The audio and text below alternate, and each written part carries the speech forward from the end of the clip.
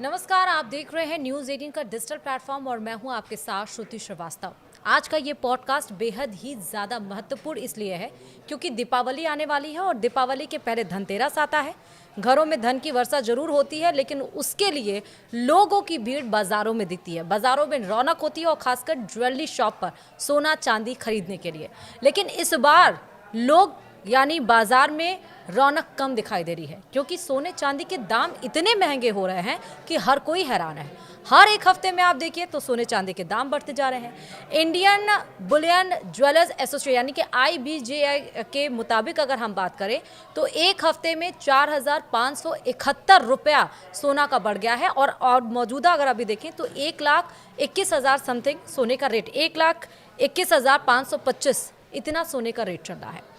यहाँ तक कि लोग अपनी शादी को भी कैंसिल कर रहे हैं। लोग मार्केट में जाने से कतरा रहे हैं कि सोना खरीदे तो खरीदे, पहने तो पहने कैसे, क्योंकि अगर भारतीय घरों की हम बात करें तो रीति रिवाजों में, शादी में हर जगह सोना चलता है, इसीलिए सोना खरीदना भी ज़रूरी है। और एक कितना गंभीर विषय है, कितना गंभीर मुद्दा है कि लोग अपनी शादी तक कैंसिल कर दे रहे हैं। धनतेरस में लोग जाने से बाजार में कतरा रहे हैं क्योंकि उनकी जेब अलाउ नहीं कर रही है कि वो सोना खरीदे। तो आखिरकार सोना इतना क्यों बढ़ रहा है? क्या सोने में इस समय इन्वेस्टमेंट करना सही है? आखिर सोने का दाम कहाँ तक पहुँचेगा? ये तमाम सवाल लोगों के जहन में चल रहे हैं। और हम अगर आपको बताएं तो पिछले साल धनतेरस से इस बार धनतेरस 2025 में सोने में 4 गुना इजाफा हुआ है। आखिर ऐसा क्यों है? यही सब समझने के लिए इस पॉडकास्ट में हमारे साथ हैं प्रोफेसर अमन अग्रवाल जी, जो कि डायरेक्टर है of Indian institute of finance के डायरेक्टर हैं। बहुत स्वागत है सर आपका इस बेहद ही इंपॉर्टेंट महत्वपूर्ण पॉडकास्ट में कि आखिरकार सोना इतना तेजी से उसके दाम क्यों बढ़ रहे हैं, इसके पीछे के कारण क्या है, कब तक ये बढ़ेंगे, कितने तक बढ़ेंगे, कब डाउन होगा, और आखिरकार क्या इस समय इन्वेस्टमेंट करना सही है कि नहीं। और जैसा मैंने अपने इंट्रोडक्शन में कहा कि पिछले धनतेरस के हिसाब से इस बार धनतेरस में 4 गुना इजाफा हुआ है। देखिए, जो सोना है हिंदुस्तान को अगर लेके चलें तो ट्रेडिशनली हिंदुस्तान बहुत ज़्यादा कंज्यूम करता है। हिंदुस्तान में हम माने तो सिर्फ हिंदुस्तान सरकार नहीं, रिजर्व बैंक नहीं, पर आम आदमी ज्वेलरी के फॉर्म में सबसे ज़्यादा कंज्यूम करता है। अगर हम वर्ल्ड के अंदर देखें, हिंदुस्तान के बाद चाइना आता है जो सबसे ज़्यादा गोल्ड कंज्यूम करता है। हिंदुस्तान की कंजम्पशन इस समय करीबन 25 से 30% के करीब है। टोटल प्रोडक्शन जो होती है वर्ल्ड में नंबर 1 पे चाइना है प्रोडक्शन में, पर कंजम्पशन पे इंडिया सबसे ज़्यादा आता है। अगर हम देखें कंजम्पशन और किस हिसाब से लोग नॉर्मली रहता है, क्या स्ट्रक्चर रहता है पूरे गोल्ड का सिस्टम का, तो ये देखने में आया है कि जो ज़्यादातर गोल्ड है करीबन 45% के करीब जो गोल्ड प्रोड्यूस होता है विश्व में, वो कंज्यूम होता है ज्वेलरी की फॉर्म में। करीबन 25% के करीब कंज्यूम होता है इन्वेस्टमेंट की फॉर्म में, मतलब कि जो निवेश करते हैं, गोल्ड बार खरीद के रख लिया, गोल्ड कॉइन खरीद के रख लिए, या इस तरीके से गोल्ड बॉन्ड्स खरीद के रख लिए, इस तरीके से जो कंजम्पशन होता है। उसके अलावा जो है फिर सेंट्रल बैंक्स हैं, उनका भी करीबन 24 से 25% कंजम्पशन गोल्ड का देखा गया है। अगर हम अभी हिंदुस्तान के ऊपर आए, उसके बाद और भी टेक्नोलॉजी कंपनीज हैं, ये जो चिप स्ट्रक्चर्स बनते हैं, चिप चीज़ें बनती हैं, इनमें भी कंजम्पशन होता है करीबन 7 से 8% का। अगर हम हिंदुस्तान को ही अकेले देख के चले तो जैसे मैंने कहा, हिंदुस्तान सबसे बड़ा करीबन 880 टन के करीब 2024 में हिंदुस्तान ने कंज्यूम किया था ऑफिशियली। अनऑफिशियली भी करीबन 300-400 टन के करीब स्मगल होकर हिंदुस्तान में आ जाता है साल प्रति साल। जो ज़्यादातर कंजम्पशन हिंदुस्तान का होता है वो ज्वेलरी की फॉर्म में होता है, पहले अभी भी हो रहा है। दूसरा जो सबसे बड़ा कंजम्पशन इस समय हिंदुस्तान में देखने को मिल रहा है पिछले 3 साल से स्पेसिफिकली, वो है रिजर्व बैंक ऑफ इंडिया, जो सेंट्रल बैंक है। अगर हम इसी साल को लेके चलें, अगस्त 25 तक करीबन 800 मिलियन टन के करीब वो ले चुका है। जो उनका जो कंजम्पशन है वो खरीदते रह रहे हैं, करीबन टन खरीदते जा रहे हैं, हर महीने 3 से 4 मिलियन टन खरीद रहे हैं वो, जो रिजर्व बैंक रखता है। तो उससे भी एक तो गोल्ड प्राइसेस बढ़ती हैं। दूसरा क्या हुआ कि अक्टूबर के बिगिनिंग में यूएस का शटडाउन डिक्लेयर हुआ, आपने देखा होगा कि न्यूज़ चैनल ने भी कहा होगा। उसमें क्या है कि उनके ऑपरेशंस जो है, सरकार के ऑपरेशन जो है वो स्टैंड स्टिल पे आ जाते हैं। क्यों? उनका बजट जो है, जो अप्रूव करना होता है कांग्रेस को, पार्लियामेंट को, वो अप्रूव नहीं किया गया जो ट्रम्प साहब ने प्रेजेंट किया था। तो इस वजह से उनके पास खर्चा करने के लिए पैसा इस समय नहीं है। जब वो स्टैंड स्टिल पे आ जाता है तो फिर और चीज़ों के अंदर अनसर्टेनिटी बन जाती है, पॉलिटिकल अनसर्टेनिटी। पहले ही टैरिफ के मारे जो है अनसर्टेनिटी थी, उनके जो नियन आ रहे थे उनके ऊपर अनसर्टेनिटी अनसर्टेनिटी थी।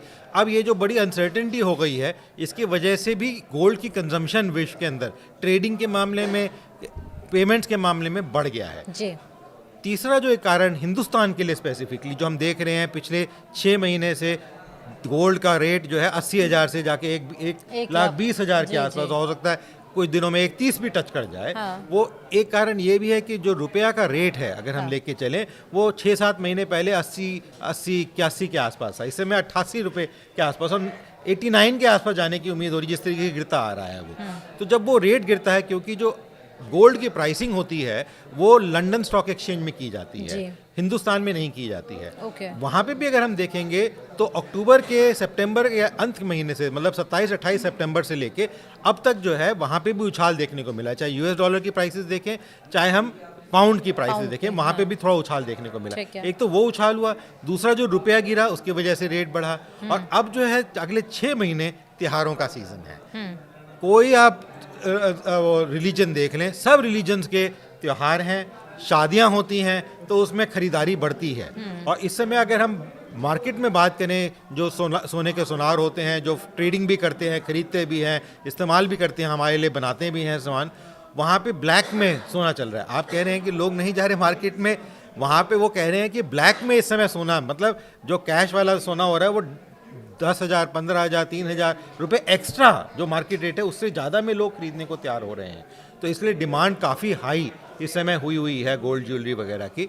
और इसी वजह क्या है, क्योंकि लोगों की, जैसे आपने कहा, शादियां बंधी हुई हैं, फेस्टिवल्स बंधे हुए हैं, बहुत सारी चीज़ें हैं जहाँ पे माना जाता है, धनतेरस आता है कि हमें कुछ खरीदना ही खरीदना है, तो लोग अपनी उम्मीद से ज़्यादा जाके खर्चा करते हैं और ख़रीद के लाते हैं, क्योंकि उनको माना जाता है कि वो शुभ है और फैमिली के लिए बड़ा शुभ रहेगा वो। तो इस वजह से काफ़ी सारे त्यौहार हैं जहाँ पे आप देखेंगे खरीदना हो रहा है, और इसकी ये 3-4 कारण है जिसकी वजह से हमें जो सोने में तेज़ी देखने को मिल रही है वो देखने को मिलेगी। और मेरे विचार से अगले 1-1.5-2 महीना ये तेज़ी और देखने को मिलेगी, उसके बाद थोड़ी गिरावट हो सकती है, क्योंकि दिसंबर के अंदर क्लोजिंग होती है अमेरिका और यूरोप के अंदर। वहाँ पे काफ़ी सारे जो कंपनियाँ होती हैं और इंस्टीट्यूशंस होती हैं जिन्होंने गोल्ड खरीद रखा होता है, अपनी बैलेंस शीट को थिक दिखाने के लिए उसको वो सेल करेंगे, मार्केट में डालेंगे, तो वहाँ पे उस समय गिरावट देखने को मिल सकती है।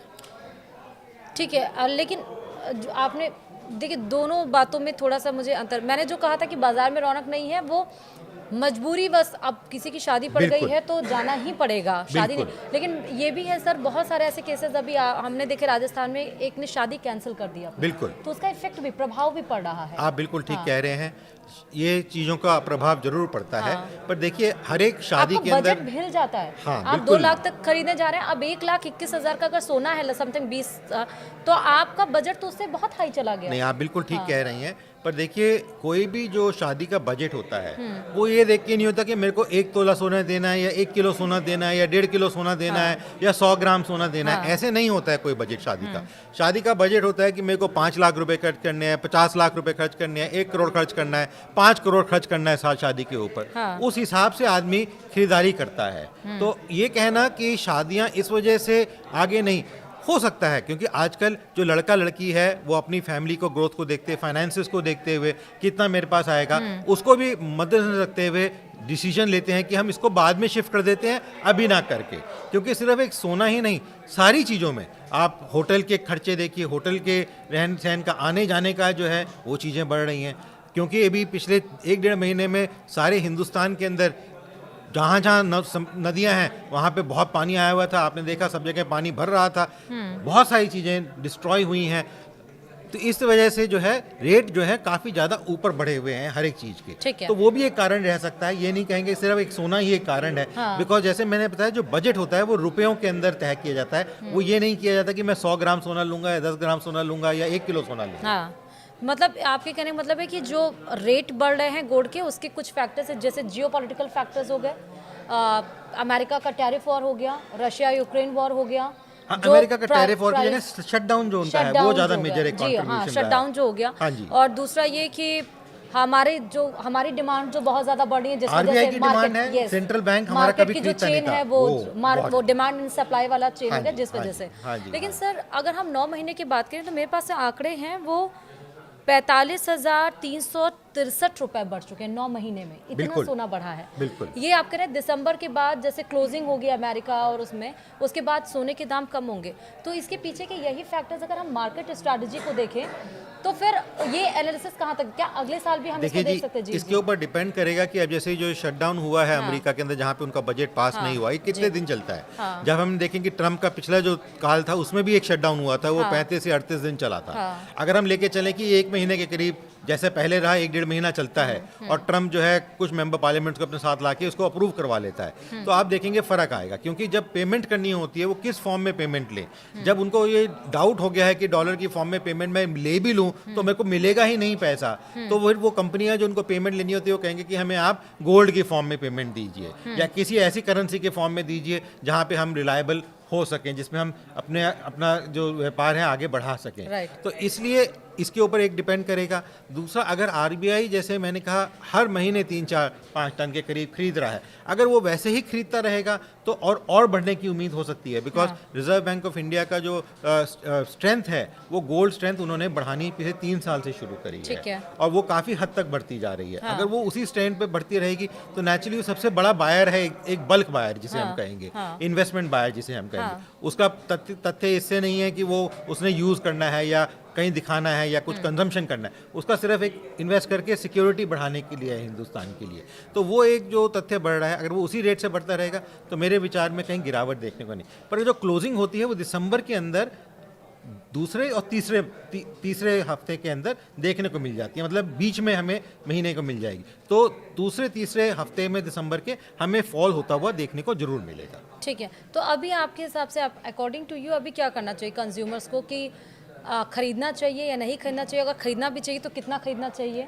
देखिए जी, इस समय बहुत ज़्यादा वॉलीटिलिटी है। जैसे मैंने कहा लंदन के अंदर भी प्राइसेस बढ़ रही हैं, उसके जियोपॉलिटिकल रीजन, जैसे यूएस का और भी रीज़न, रशिया का भी हो सकता है और कारण भी हो सकते हैं। तो वो एक कारण जो बन के आ रहे हैं, उसके मद्देनजर रखते हुए जब इतनी ज़्यादा वॉलीटिलिटी होती है, अगर आपके पास बहुत ज़्यादा पैसा है खेलने के लिए तो आप ज़रूर इन्वेस्ट करें। अगर बहुत ज़्यादा नहीं है तो थोड़ा आप अभी सहनशीलता रखिए, थोड़ा आगे देखिए क्या होता है। दूसरी चीज़ ये है कि जिसको ज़रूरत है उसको तो ज़रूरत का खरीदना ही पड़ेगा। शादी करनी है, किसी को देना है, या ये त्योहारों का हिसाब देखना है कि कुछ लेके आना है, तो वो थोड़ा बहुत जो खरीदना चाहते हैं उसमें खरीदें और आगे बढ़ें। बिकॉज ज़िंदगी रुकती नहीं है, किसी भी रेट पे हो सोना। इन्वेस्टमेंट करना सही है? देखिए, इन्वेस्टमेंट जैसे मैंने कहा, अगर आप लॉन्ग टर्म इन्वेस्टमेंट कर रहे हैं तो कोई दिक्कत नहीं है, पर अगर आप शॉर्ट टर्म इन्वेस्टमेंट कर रहे हैं तो उस केस में आप थोड़ा सा धैर्य रखें। Short term in the sense एक शॉर्ट टर्म होता है कि जी एक महीना, 2 महीना, 3, कई बार जो डे ट्रेडर टाइप होते हैं ना जी, आज सुबह खरीदा, शाम को बेचा, कल बेचा, इंटरडे टाइप होते हैं, 2-3 दिन में, 1 हफ्ते में बेच दिया कि देखिए कि बढ़ रहा है। उस टाइप के लोग जो हैं उनको थोड़ा कॉशियस होकर चलना जरूरी है। उनको इन्वेस्टमेंट कब करना चाहिए? जब दिसंबर में थोड़ा प्राइस लो आए? मेरे विचार में जैसे थोड़ा घटेगा तो उसके बाद वो इन्वेस्टमेंट कर सकते हैं, और घटना होना ही है। बिकॉज इतनी जो प्राइसिंग बढ़ रही है ये स्टेबल प्राइसिंग नहीं है, और कोई ऐसा कारण नहीं है जिसकी वजह से ये एकदम से बढ़ रही है। हिंदुस्तान में जरूर बढ़ेगी, जैसे मैंने कहा त्योहारों का समय है, शादियों का समय है, तो डिमांड बढ़ती है। और जैसे मैंने कहा जो गोल्ड के जो व्यापारी हैं वो कह रहे हैं कि इस समय तो ब्लैक में गोल्ड बढ़ रहा है, मतलब कि जो मार्केट रेट है उससे भी ज़्यादा लोग देने को तैयार हो रहे हैं। ठीक है, बहुत शुक्रिया सर, बहुत ज़्यादा शुक्रिया। ये थे प्रोफेसर अमर अग्रवाल, जो कि director Indian institute of professor थे और फाइनेंस थे, जिन्होंने हमें विस्तार से बताया, यानी कि पूरे एनालिसिस के साथ, कि आखिर गोल्ड के दाम मार्केट में क्यों बढ़ रहे हैं, कब तक बढ़ेंगे, कब फॉल होंगे, आपको इन्वेस्टमेंट करना चाहिए नहीं करना चाहिए, और जो शॉर्ट टर्म के इन्वेस्टर्स हैं जैसे इंट्राडे वाले 1 महीने 2, उनको इन्वेस्टमेंट कब करना चाहिए, लॉन्ग टर्म के इन्वेस्टमेंट को। और अगर बात सही है कि कंपनी के साथ जैसे कि एम्प्लॉय आए एम्प्लॉय जाए, लेकिन कंपनी चलती रहती है, वैसे मार्केट का भी है कि सोना महंगा हो या सस्ता हो, जिसको खरीदना है वो खरीदेगा ही। बहुत बहुत शुक्रिया सर हमारे साथ जुड़ने के लिए, और आप इस पॉडकास्ट को लोगों तक भी फॉरवर्ड करें ताकि उनको भी एग्जैक्ट पता चल जाए कि आखिरकार गोल्ड के दाम क्यों बढ़ रहे हैं। इस पॉडकास्ट में जुड़ने के लिए बहुत बहुत शुक्रिया। नमस्कार।